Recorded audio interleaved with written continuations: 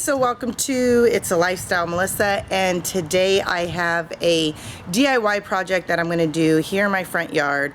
As some of you know, I redid, my husband and I did the front yard landscape. I don't know, I don't think you would call it a patio, more of like a courtyard. I don't know the difference. Go ahead and comment below and let me know what's the difference between a front patio and a courtyard. Who knows? Maybe it's not either one of those. Anyways, I bought 2 wooden chairs. I got them for $40 a piece. They're all wood, and I wanted to stain them so they could be weatherproofed for throughout the next seasons coming up. So right now they're at a grayish aged rustic wood. That's what I love. I love that whole gray wood look. So I don't want to stain them any other color than clear, so I picked up some Olympic Maximum clear stain. So for those of you who are wanting to redo a wood piece, something preferably outside, make sure you get the one that says clear waterproofing sealant, because this is for outside. A lot of people use this for their what are those called? Wood decks? Yeah, it's a deck. They use them for those. I don't have one, but they use those for those.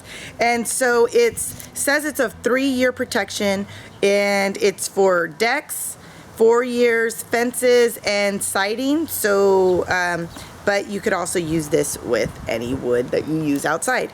It says it's enhanced waterproofing protection, advanced sunblock UV defense. So it's going to help from the sun fading it, and provides a mildew resistant coating, which is great because, you know, summer's soon going to be ending, and before you know it, rain is going to be approaching very soon. So again, it's in clear because I do like that whole look.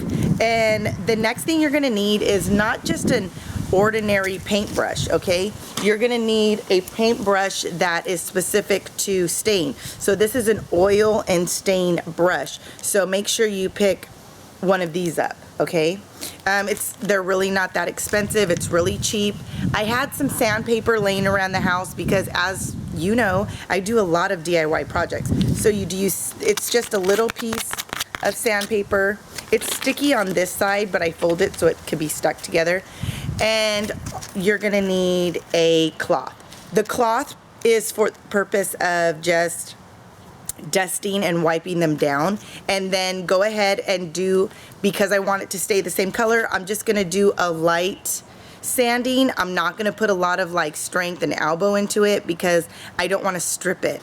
I want to just sand it a little bit, and then I'll go back to using the cloth to dust those, you know, just the dust and wood particles, dust those off, and then I'll go ahead and start with the staining. So let me go ahead and just show you what the chairs look like.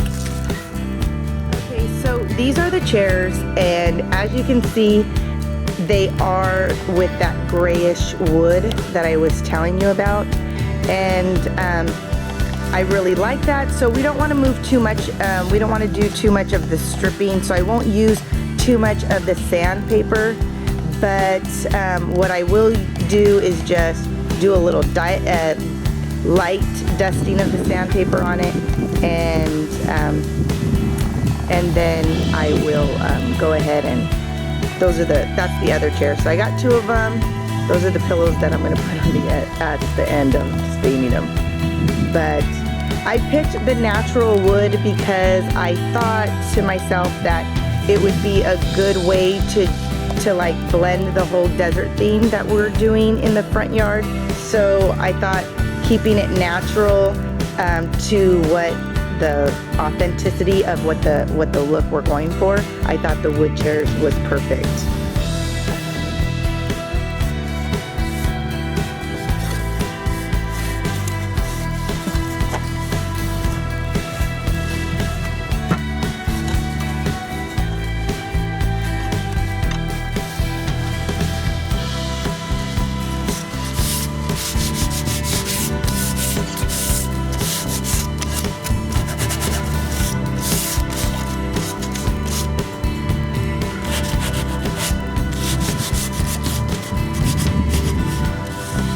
So after the sanding, now you just want to wipe down the chair again to just take off all of that like dust particles and everything else that was like left over from sanding.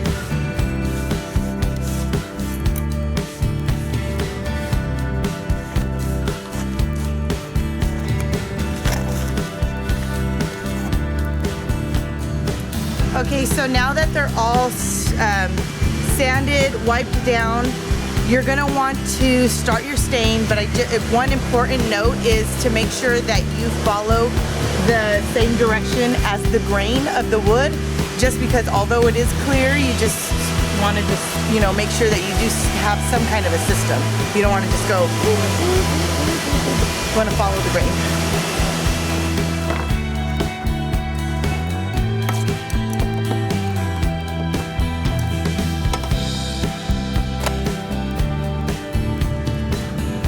What your clear stain would look like. Make sure you shake it very well and try not to like tip the can over like I just did. Now it's all over. Just want to dip it a little bit like this, and then you just tap off the excess and go in the direction of the grain.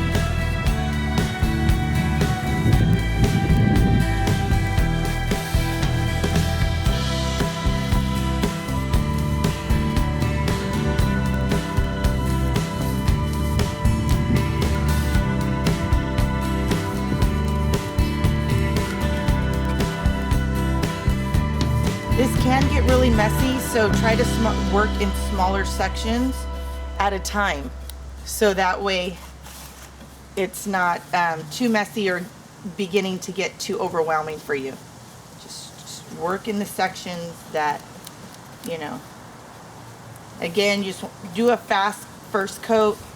You don't really need to spend as much time as I'm doing right now, and you just, because you're going to have to go over it again. And make sure you do have that tarp underneath your chairs, because that tarp will help to make sure that you don't get any stain on your cement or any of you, like whatever flooring you have.